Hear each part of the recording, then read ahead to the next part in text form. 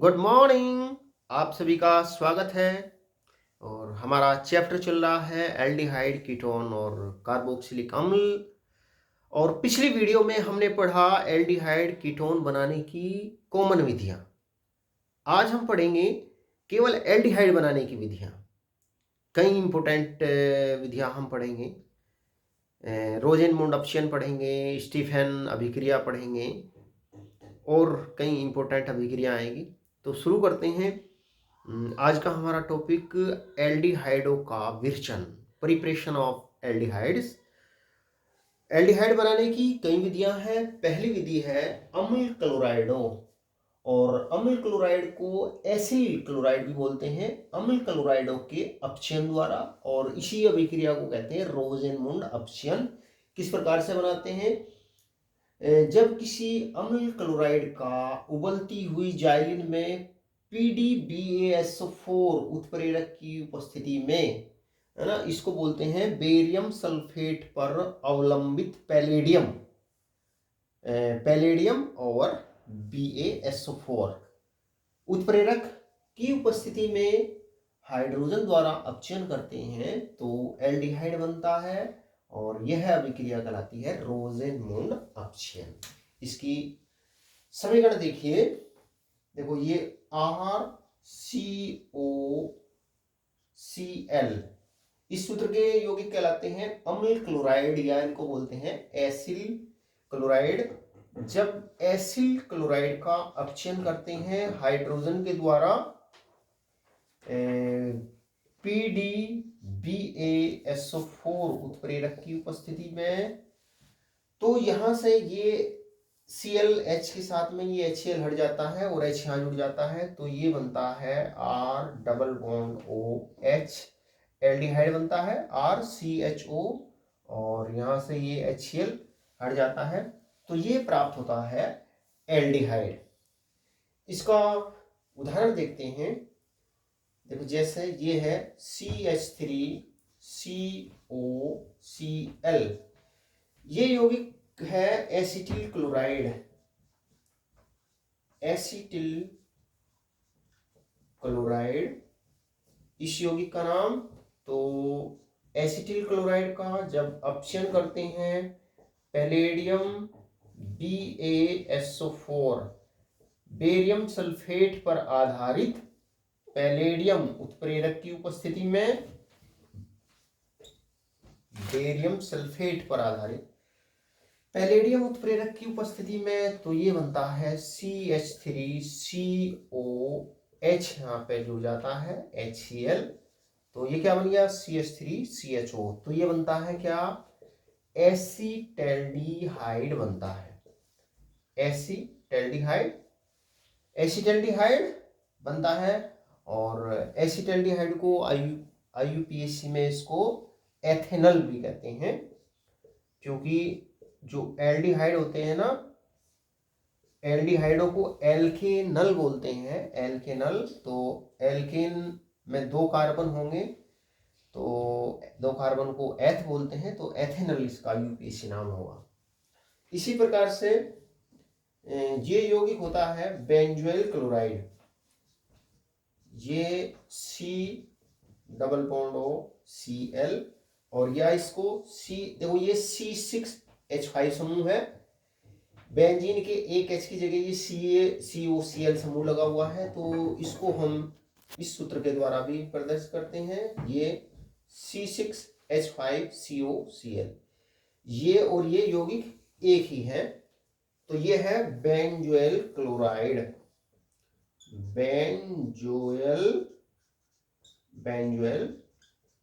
Chloride, benzoyl chloride. तो जब इसका अपचयन करते हैं पैलेडियम BaSO4 उत्प्रेरक की उपस्थिति में, तो इसी प्रकार से यहाँ से ये HCl बन जाता है, और ये बन जाएगा बेंजल्डिहाइड, H यहाँ पर जुड़ता है, तो ये यौगिक बनेगा CCHO, बेंजल्डिहाइड HCl। तो ये क्या बन गया? ये बन गया बेंजल्डिहाइड C6 H5CHO बेंजल्डिहाइड बनता है।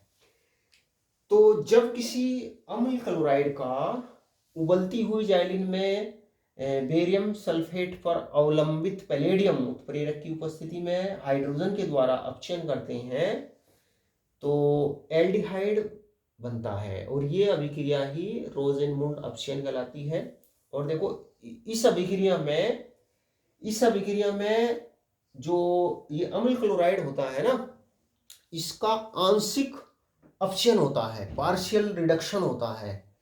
देखो इस अभिक्रिया में अगर ये बेरियम सल्फेट ना हो ना तो पैलेडियम के द्वारा इसका पूर्ण अपचयन होता है। ये जो एल्डिहाइड है ना, एल्डिहाइड जो है ना, ये फिर अल्कोहल में अपचयित हो जाता है, CH2OH।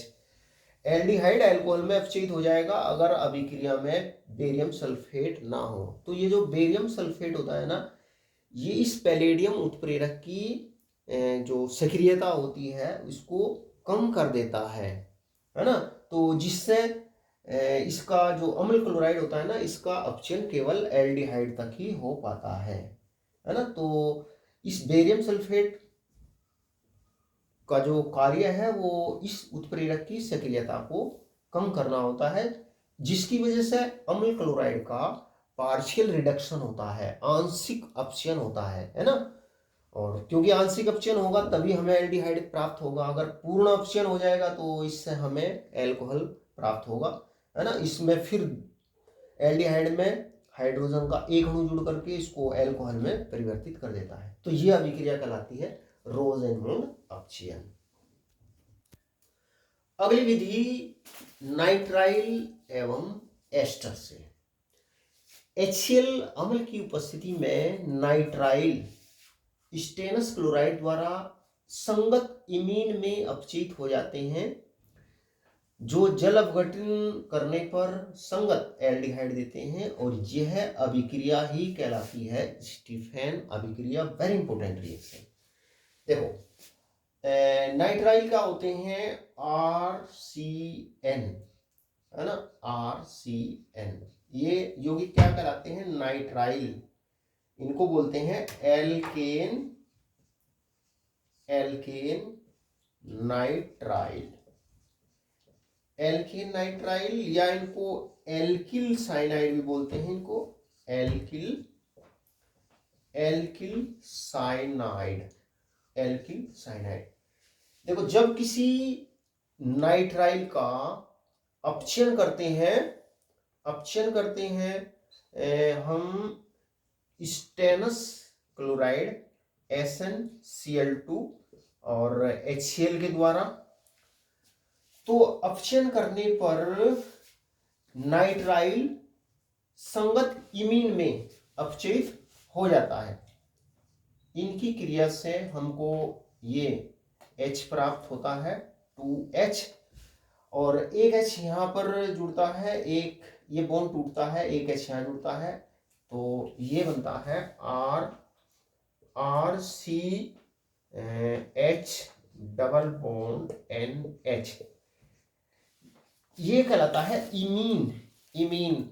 अगर NH2 हो तो एमीन हो जाता है। अगर NH2 समूह हो तो क्या बन जाएगा? ये यौगिक एमीन बन जाएगा, एमीन। अब ये यहाँ पे डबल बॉन्ड है, यहाँ पे है NH, तो ये बनता है इमीन बनता है।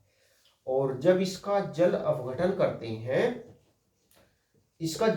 करते हैं अम्ल की उपस्थिति में, ये हाइड्रोनियम आयन, इसका मतलब अम्ल की उपस्थिति में जल अपघटन करते हैं, तो जल अपघटन करने पर कुल मिलाकर के यहाँ से ये डबल बॉन्ड टूटता है, O यहाँ पर जुड़ता है, ये RCHO, और ये बनती है NH3। देखो ये RCH डबल बॉन्ड O यहाँ पे जुड़ता है, ये यहाँ से NH2 के साथ में ये NH3 बनाता है, NH3 बनती है, और ये जो NH3 बनती है ना, ये HCl के साथ में क्रिया होकर के ये बना लेता है NH4Cl। तो इस प्रकार से ये बनता है एल्डिहाइड। तो जब किसी एल्किल साइनाइड की या कहें नाइट्राइल का अपशियन SnCl2 और HCl अम्ल के द्वारा कराते हैं तो इसका नाइट्राइल का अपशियन इमीन में होता है और इमीन का जल अपघटन जब करते हैं तो एल्डिहाइड प्राप्त होता है और ये अभिक्रिया ही कहलाती है स्टीफेन अभिक्रिया। देखो ये जो SnCl2 और HCl अम्ल होता है ना, ये एक वीक रिड्यूसिंग एजेंट होता है, ये एक वीक अपचायक होता है। इसके द्वारा केवल ये यहाँ से एक बॉन्ड ही टूट करके एक H यहाँ जुड़ता है, एक H यहाँ जुड़ता है, तो ये इमीन में परिवर्तित हो जाता है और जिसका जल अपघटन करने पर वो एल्डिहाइड देता है। इसका उदाहरण देखते हैं। देखो जैसे ये यौगिक है CH3C ट्रिपल बॉन्ड N, ये क्या है? Methyl cyanide. इसका नाम है मेथिल साइनाइड। मेथिल साइनाइड, या इसमें देखो दो कार्बन है, इनको हम बोलते हैं एल्केन नाइट्राइल, तो इसको बोलेंगे एथेन नाइट्राइल। IUPAC नाम क्या होगा इसका? Ethane nitrile. Ethane nitrile. तो जब इसका जब अपचयन करते हैं ना, अपचयन करते हैं SnCl2HCl के द्वारा, SnCl2HCl के द्वारा, तो यहाँ से एक बॉन्ड टूट करके कुल मिलाकर के एक H यहाँ जुड़ता है, एक H यहाँ जुड़ता है, तो ये बनता है CH3 और ये CH डबल बॉन्ड NH, ये इमीन बनता है।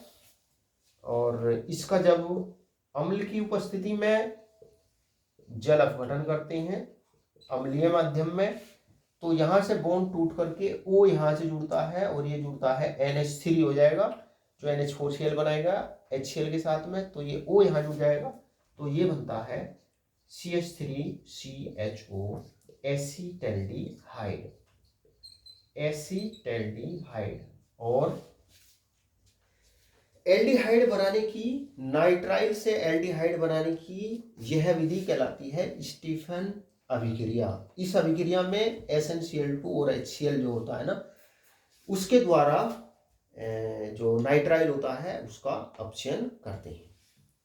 देखो जो नाइट्राइल होते हैं, नाइट्राइलों का अपचयन इस अपचायक की जगह डाइबाल हाइड्राइड का उपयोग करके भी ये जो नाइट्राइल होता है वो इमीन में परिवर्तित हो जाता है और उसी प्रकार से फिर उसका जल अपघटन करने पर एल्डिहाइड बनता है। पहले इसको नोट करिए।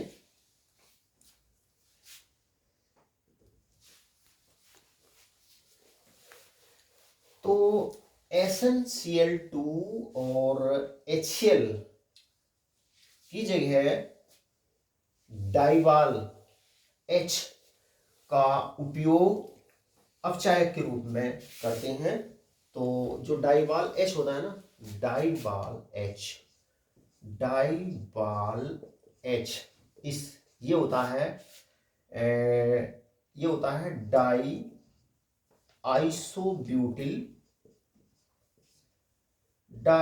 Isobutyl aluminium hydride, di isobutyl aluminium hydride, और इसको शॉर्ट में कहते हैं DIBAL H, di isobutyl aluminium hydride, है ना। और इसको इस तरीके से भी लिखते हैं AlH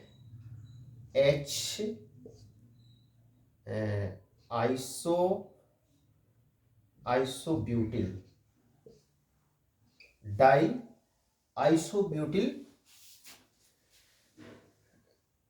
die isobutyl aluminium hydride, और या इसको बोलते हैं डाइबाल H, है ना। देखो जो डाइवाल H होता है ये नाइट्राइल को इसी प्रकार से, देखो जो नाइट्राइल होता है ना, नाइट्राइल को इसी प्रकार से ये संगत एमीन में अपचयित कर देता है। डाइवाल H, डाइवाल H। तो जो नाइट्राइल होते हैं ना, पहले डाइवाल H के द्वारा उसका अपचयन करते हैं, फिर उसका जल अपघटन करते हैं। तो जल अपघटन करने पर ये एल्डिहाइड में परिवर्तित हो जाता है, RCHO, है ना। डाइवाल H, देखो ये डाइवाल H di isobutyl aluminium hydride, है ना। सूत्र क्या होगा, देखो ये सूत्र ये होता है CH3, ये आइसो समूह हो गया, ये CH2, है ना, का होल ट्वाइस ALH, ये डाई आइसोब्यूटिल एल्यूमिनियम हाइड्राइड। और इसको देखो इस तरीके से भी प्रदर्शित करते हैं, ALH, और ये isobutyl, die isobutyl aluminium hydride, इस तरीके से लिखते हैं या इस तरीके से लिखते हैं। ये एक महत्वपूर्ण अपचायक है, और ये भी नाइट्राइल का और एस्टर का ये भी आंशिक रूप से अपचयन करता है। पूर्ण रूप से अपचयन करने पर तो पहले तो ये एल्डिहाइड बनाएगा, फिर ये अल्कोहल में अपचयित कर देता है अगर पूर्ण रूप से अपचयन हो। लेकिन ये जो डाइवाल H होता है ना, ये नाइट्राइल का और एस्टर का ये आंशिक रूप से अपचयन करता है, तो जिससे आंशिक रूप से पहले इमीन बनता है। इमीन कैसे बनेगा, देखो ये यहाँ पे एक H यहाँ जुड़ेगा, ये एक बॉन्ड टूट करके एक H यहाँ जुड़ता है, दूसरा H इसके साथ में जुड़ता है, तो ये एमीन बनता है। और फिर इसका उसी प्रकार से इसका अम्ल की उपस्थिति में इसका जल अपघटन करते हैं। ये हाइड्रोनियम आयन है, हाइड्रोनियम आयन, तो इसका मतलब ये अम्ल की उपस्थिति में इसका जल अपघटन हो रहा है। तो यहाँ से कुल मिला करके यहाँ से ये टूटता है, O यहाँ जुड़ता है, और ये बनता है एल्डिहाइड RCHO, है ना। देखो जैसे ये अभिक्रिया देखिए, CH3 CH double bond CH, और ये CH2 CN, है ना, ये यौगिक है। देखो इसमें डबल बॉन्ड भी है, और जब इसका हम पहले इसका अपचयन करते हैं डाइवाल H, di isobutyl aluminium hydride के द्वारा, तो देखो ये जो साइनाइड समूह है ना, ये जो साइनाइड समूह है इस यौगिक में, देखो ये इसका अपचयन नहीं करता, ये केवल ये साइनाइड, यहाँ पर हाइड्रोजन नहीं जुड़ता, केवल यहाँ ये साइनाइड समूह है ना, एक बॉन्ड टूट करके एक H यहाँ जुड़ता है, एक H यहाँ जुड़ता है, तो पहले इसका इमीन बनता है। तो इससे ये पता चलता है कि ये एक वीक रिड्यूसिंग एजेंट है, कमजोर अपचायक है। तो केवल एक बॉन्ड यहाँ से टूटता है और एक H यहाँ जुड़ता है, एक H यहाँ, तो इमीन बनता है, और फिर उसका जल अपघटन कर देते हैं, जल अपघटन करते हैं अम्लीय माध्यम में, है ना। देखो अम्ल को इस प्रकार से भी प्रदर्शित करते हैं। ये हाइड्रोजन आयन है, हाइड्रोजन आयन जल में अस्थायी होता है, तो ये पानी के साथ में जुड़ करके ये बना लेता है H3O, हाइड्रोनियम आयन बना लेता है। तो H आयन और ये हाइड्रोनियम आयन, इसका मतलब ये है कि अभिक्रिया जो है ना वो अम्लीय माध्यम में हो रही है। तो पहले इसका अपचयन करते हैं और फिर इसका जल अपघटन करते हैं, तो ये यहाँ से केवल ये साइनाइड समूह एल्डिहाइड समूह में कन्वर्ट हो जाता है ना। डबल बॉन्ड पर इसका प्रभाव नहीं पड़ता, डबल बॉन्ड इसी प्रकार से रहता है, उसका अपचयन नहीं होता, और ये CH2 CHO। इसी प्रकार से जो एस्टर होते हैं ना, एस्टर जैसे CH3 CH3COC2H5, ये एस्टर है।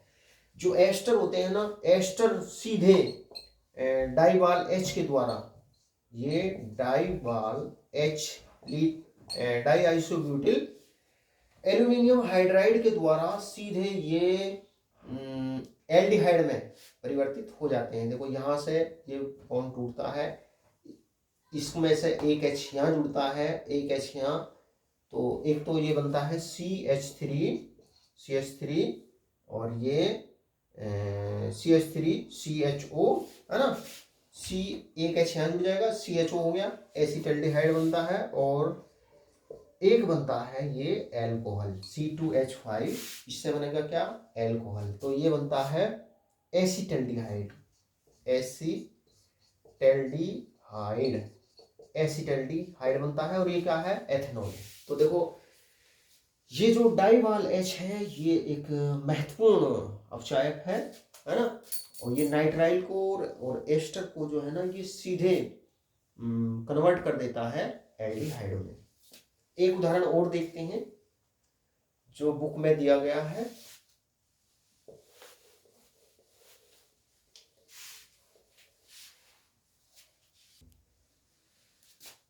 एक एस्टर ये देखिए CH3CH2 का होल 9 और ये COOC2H5।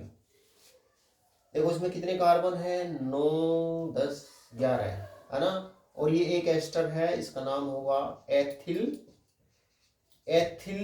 और 11 कार्बन है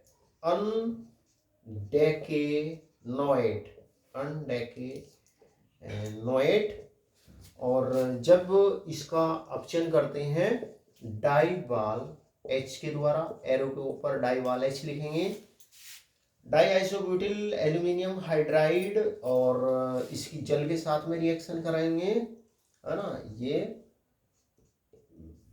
तो यहां से ये इस तरीके से बॉन्ड टूटता है, एक H यहाँ जुड़ता है और OH यहाँ जुड़ता है, तो ये एल्डिहाइड बन जाता है CH3CH2 का होल 9 और ये C डबल बॉन्ड OH, और ये क्या बनेगा, C2H5, एल्कोहल का भी अणु बनता है।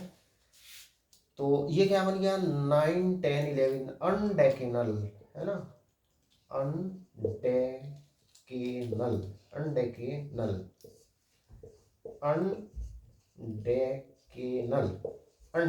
ये बनता है।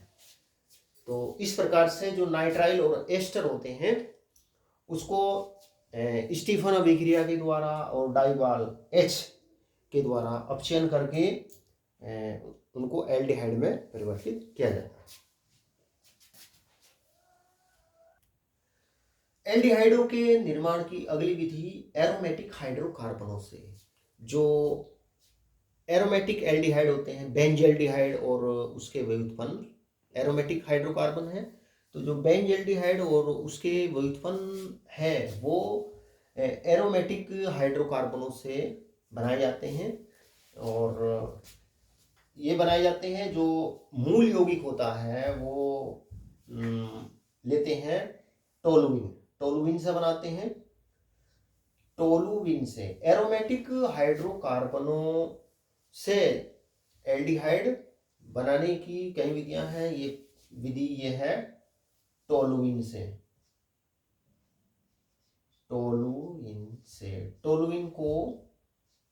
टोलुइन को मैथिल बेंजीन भी कहते हैं, मैथिल बेंजीन के ऑक्सीकरण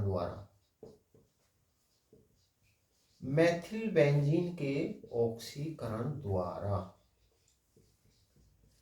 जो एरोमेटिक एल्डिहाइड होते हैं वो एरोमेटिक हाइड्रोकार्बनों से जैसे टोलुइन के द्वारा बनाए जाते हैं, टोलुइन के ऑक्सीकरण द्वारा।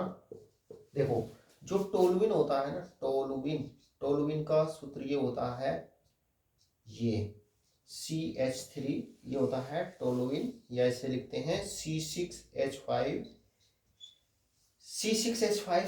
ये क्या है, टोलुइन होता है। देखो जब हम किसी प्रबल ऑक्सीकारक के द्वारा, जैसे KMnO4 अम्लीय KMnO4 के द्वारा, है ना, इसका अम्लीय KMnO4 के द्वारा या K2Cr2O7 के द्वारा अम्लीय, ये प्रबल ऑक्सीकारक होते हैं। जो प्रबल ऑक्सीकारक होते हैं ना, प्रबल ऑक्सीकारक टोलुइन में जो ये मैथिल समूह होता है, पहले तो इसको ये एल्डिहाइड समूह में ऑक्सीकृत करते हैं और फिर इसमें इसका फिर से ऑक्सीडेशन होता है और ये कार्बोक्सिलिक अम्ल में ऑक्सीकृत हो जाता है मैथिल समूह।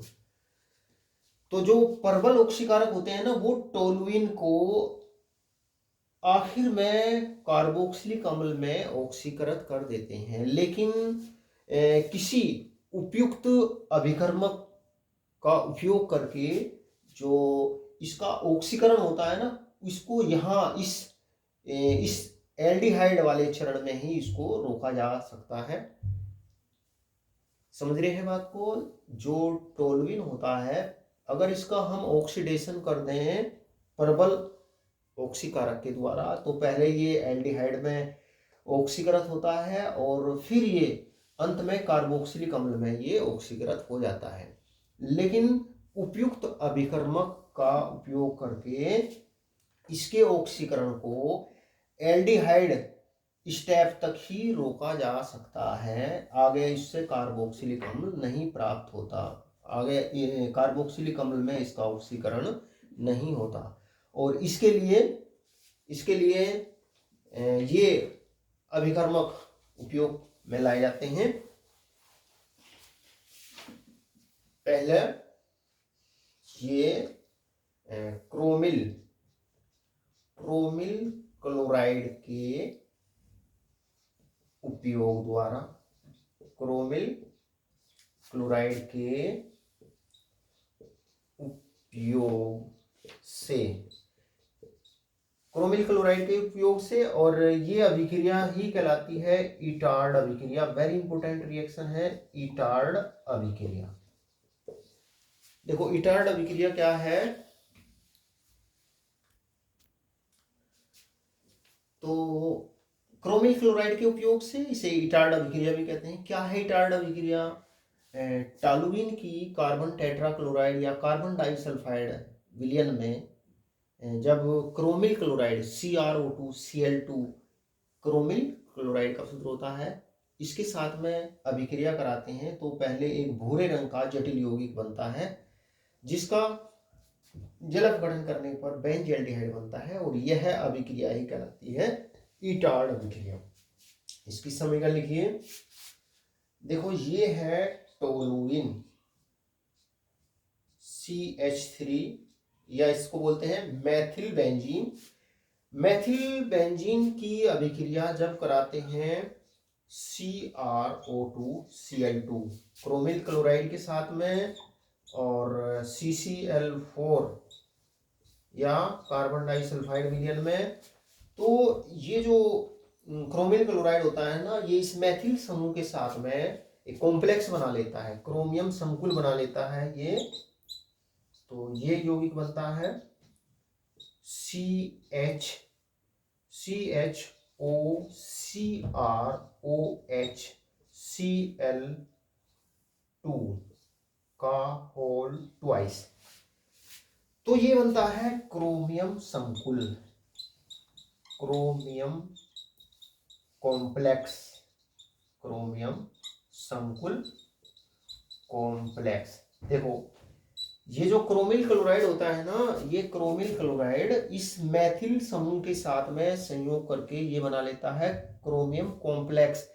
इस क्रोमियम कॉम्प्लेक्स बनने की वजह से ही इसका फर्दर ऑक्सीडेशन नहीं होता, आगे इसका ऑक्सीकरण नहीं होता। और फिर ये जो क्रोमियम संकुल बनता है इसका जल अपघटन करते हैं। इसका जब जल अपघटन करते हैं अम्लीय माध्यम में, अम्लीय माध्यम में अम्ल को H आयन के द्वारा लिखो या इसको इस तरीके से लिखो, हाइड्रोनियम आयन H3O। मतलब अम्लीय माध्यम में जब इसका जल अपघटन करते हैं तो जल अपघटन करने पर ये O कुल मिलाकर के यहाँ आ जाता है और ये बाकी अलग हो जाता है। तो यहाँ ये बनता है बेंजल्डिहाइड।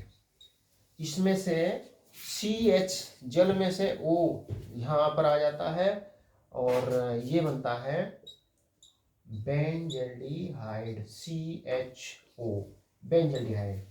और इसका H2CrO4 बन जाता है, HCl बन जाता है। कुल मिलाकर के ऑक्सीजन यहाँ इसमें जुड़ता है CHO, तो ये बनता है बेंजल्डिहाइड, बेंजल्डिहाइड।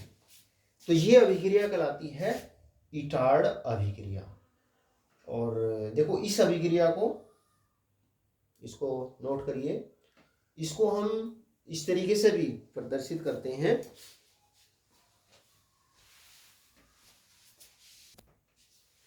देखो ये है हमारा टोलुइन CH3 टोलुइन, एरो के ऊपर लिखो CrO2 Cl2 क्रोमिल क्लोराइड और नीचे लिखो H2O और ये इसका ऑक्सीडेशन हो जाएगा, सीधे CH3 समूह CHO में कन्वर्ट हो जाता है।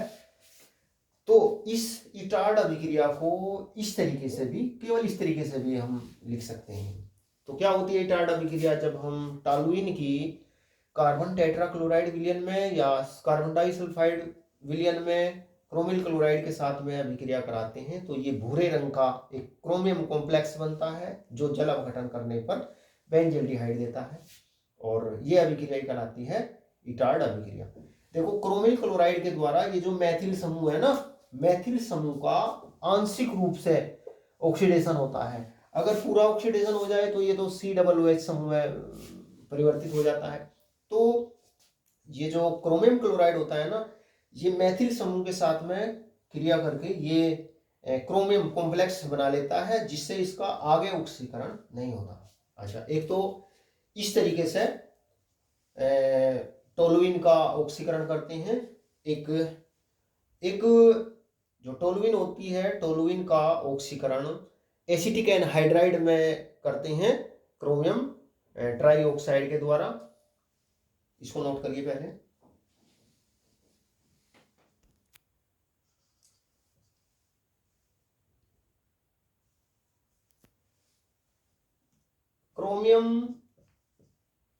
क्रोमियम ट्राईऑक्साइड या इसको बोलते हैं chromic oxide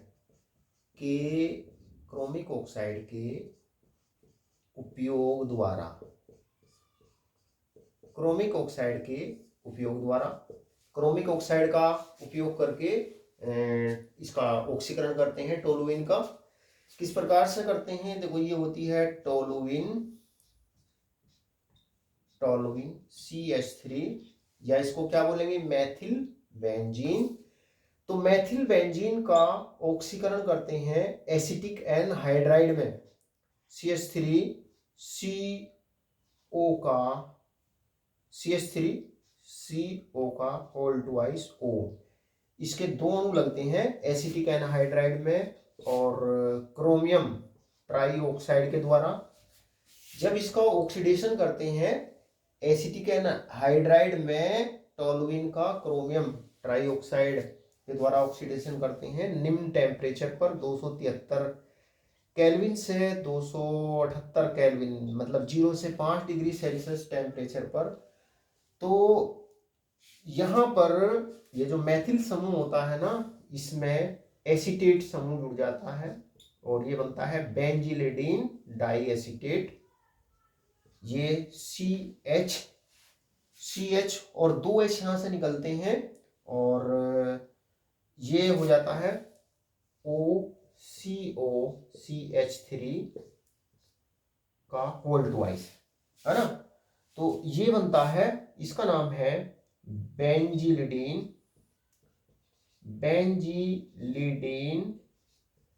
die acetate, benzylidene di acetate बनता है, बेंजिलिडीन डाई एसीटेट। ये कॉम्प्लेक्स बनता है, जो एसिटिक एनहाइड्राइड होता है ना वो इस CrO3 की उपस्थिति में इसके साथ में ये कॉम्प्लेक्स बना लेता है, बेंजिलिडीन डाई एसीटेट बनता है। ये यौगिक बनता है बेंजिलिडीन डाई एसीटेट, और इसका जल अपघटन करते हैं H2O।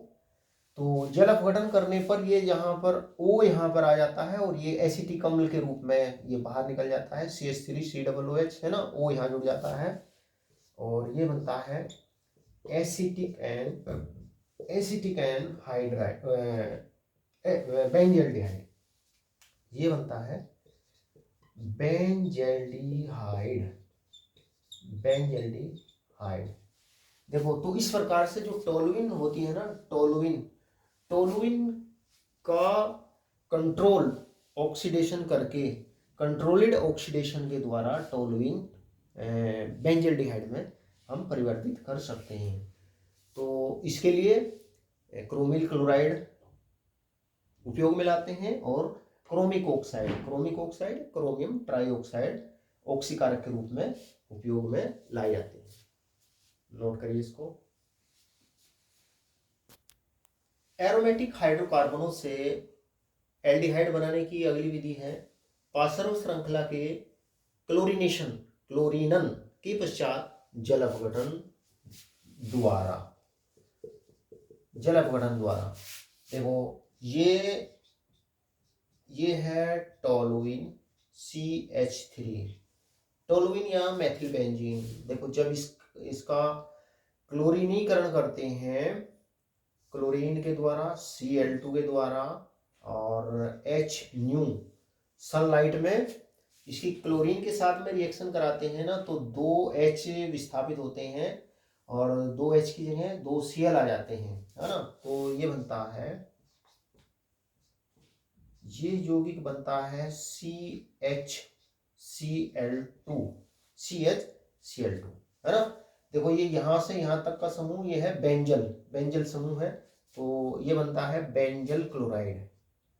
ये क्या बन गया? बेंजल क्लोराइड, और या इसको बोलते हैं बेंजिलिडीन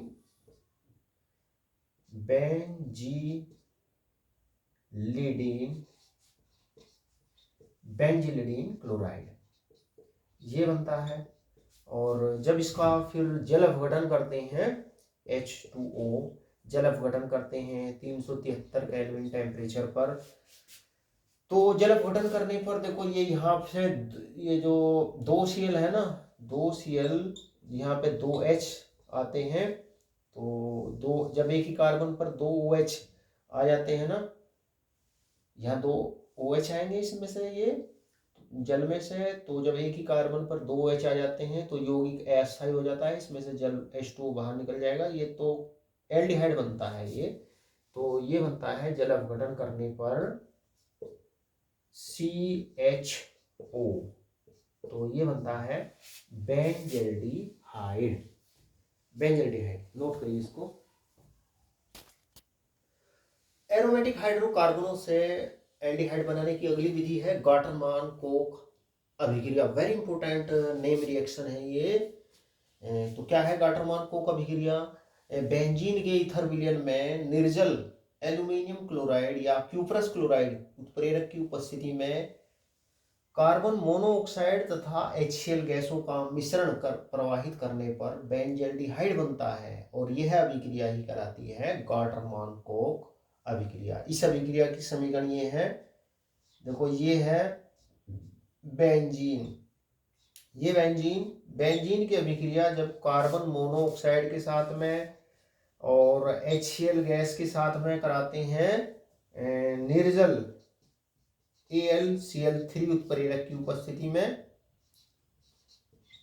बेंजीन के ईथर विलयन में कार्बन मोनोऑक्साइड और HCl गैसों का मिश्रण प्रवाहित करते हैं इस उत्प्रेरक की उपस्थिति में, तो ये बन जाता है बेंजल्डिहाइड। कुल मिलाकर के CO समूह यहाँ पर जुड़ जाता है, और ये होता है यौगिक बन जाता है बेंजल्डिहाइड।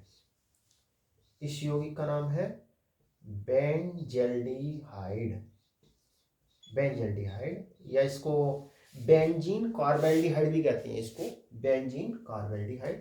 तो ये अभिक्रिया हुई गाठरमान कोख अभिक्रिया, वेरी इंपॉर्टेंट अभिक्रिया, बता दिए। एल्डिहाइडों के निर्माण की एक अभिक्रिया और है, इंपॉर्टेंट अभिक्रिया है, जिसका नाम है गाटरमान एल्डिहाइड संश्लेषण। उस अभिक्रिया का नाम है गाटरमान एल्डिहाइड संश्लेषण।